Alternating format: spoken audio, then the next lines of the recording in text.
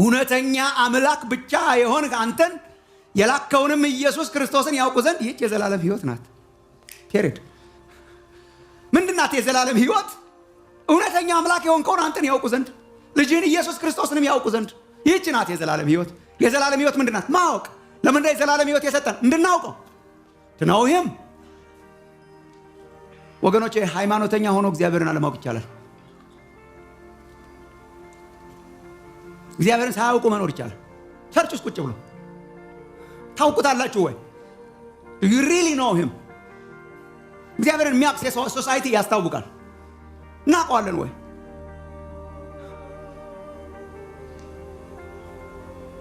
አንደኛ ዮሐንስ ምዕራፍ 5 ላይ same thing።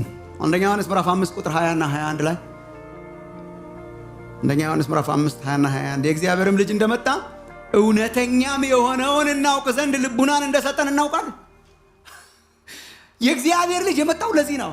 የእግዚአብሔር ልጅ መጥቶ እውነተኛ የሆነውን እናውቅ ዘንድ ልቡናን እንደሰጠን እናውቅ ዘንድ ልቡናን እንደሰጠን እናውቃለን።